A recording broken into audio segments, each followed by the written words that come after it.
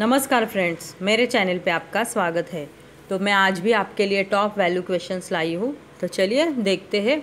पहला प्रश्न है, एशिया की सबसे लंबी नदी कौन सी है? तो आंसर है यांगजी नदी। यांगजी नदी एशिया की सबसे लंबी नदी है।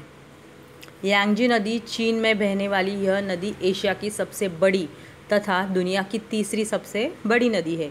इसकी लंबाई 6300 किलोमीटर है। चीन सरकार ने चीन के सबसे ज़्यादा आबादी वाले वुहान शहर के दो हिस्सों को आपस में जोड़ने के लिए इस नदी के आर पार मेट्रो लाइन का निर्माण भी कर दिया है। और विश्व की सबसे बड़ी नदी कौन सी है? तो नील नदी है। अफ्रीका में है ये नील नदी, और यह नदी नॉर्थ ईस्ट अफ्रीका में बहती है। यह विश्व की सबसे लंबी नदी है।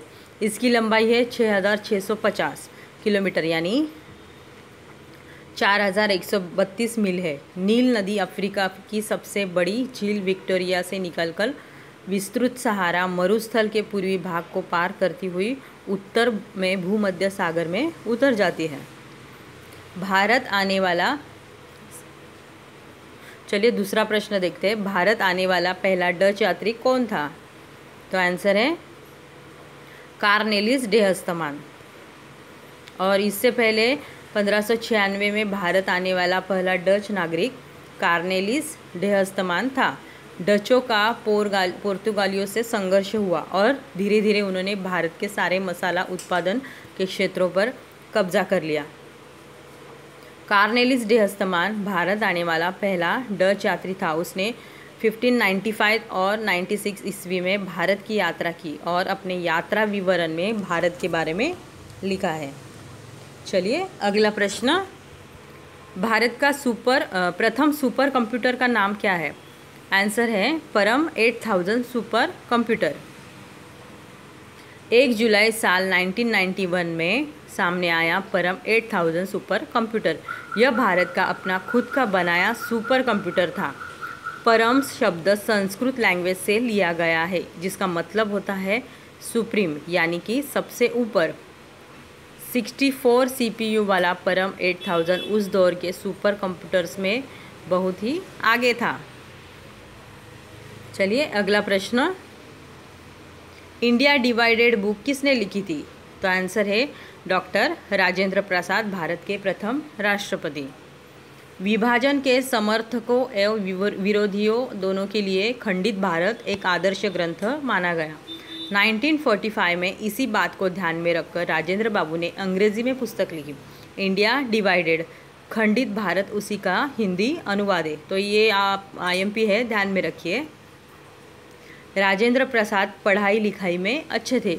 उन्हें अच्छा स्टूडेंट माना जाता था। उनकी एग्ज़ाम शीट को देखकर एक एग्जामिनर ने कहा था कि the examinee is better than examiner. Rajendra Babu ने अपनी आत्मकथा के अलावा कई पुस्तकें भी लिखी। तो सब ये इनकी पुस्तकें भी आप ध्यान में रखिए, जिनमें बापू के कदमों में बाबू, इंडिया डिवाइडेड, सत्याग्रह एट चंपारण, गांधी जी की देन और भारतीय संस्कृति व खादी का अर्थशास्त्र शामिल है। अपने जीवन के आखिरी वक्त में वह पटना के निकट सदाकत आश्रम में रहने लगे थे। यहाँ पर 28 फरवरी 1963 में उनका निधन हो गया था। अगला प्रश्न, ये भी आप देखिए, ये बहुत IMP प्रश्न है। रुपये का चिन्ह किसने दिया था? तो आंसर है उदय कुमार धर्मालिंगन ने। और भारतीय रुपया चिन्ह के अभिकल्पक है उदय कुमार धर्मालिंगन। वे चेन्नई तमिलनाडु के निवासी है। वे IIT गुवाहाटी में असिस्टेंट प्रोफेसर हैं। उनका चिन्ह 5 अंतिम शॉर्ट लिस्ट किए गए चिन्हों में से चुना गया था। उदय कुमार ने व्याख्या की कि डिज़ाइन भारतीय तिरंगे पर आधारित है। जो ये डिज़ाइन है वो भारतीय तिरंगे पर आधारित है, ऐसा उन्होंने कहा है। और ये है हमारा रुपये का चिन्ह जो उदय कुमार धर्मालिंगन ने दिया था। यह चिन्ह भारतीय प्रौद्योगिक संस्थान IIT मुंबई के post graduate design Shri D Uday Kumar ने बनाया है। इस चिन्ह को वित्त मंत्रालय द्वारा आयोजित एक खुली प्रतियोगिता में प्राप्त हजारों डिज़ाइनों में से चुना गया है। इस प्रतियोगिता में भारतीय नागरिकों से रुपये के नए चिन्ह के लिए डिज़ाइन आमंत्रित किए गए थे। और ये है उदय कुमार धर्मालिंगन। रुपये को जब अपनी पहचान मिली तो उसे पहचान देने वाले उदय कुमार धर्मालिंगन के मुंह से दक्षिण के सुपरस्टार रजनीकांत स्टाइल में निकला, उदय कुमार फ्रॉम चेन्नई। रुपये का प्रतीक चिन्ह बनाने वाले उदय रजनीकांत के दीवाने हैं। वे रजनीकांत की तरह काला चश्मा लगाकर उन्हीं की स्टाइल में उसे हाथों में नचाते हैं। तो ये सब प्रश्न कैसे लगे आप प्लीज़ मुझे कमेंट करके बताइए। तो आज के लिए इतना ही है। Thank you very much.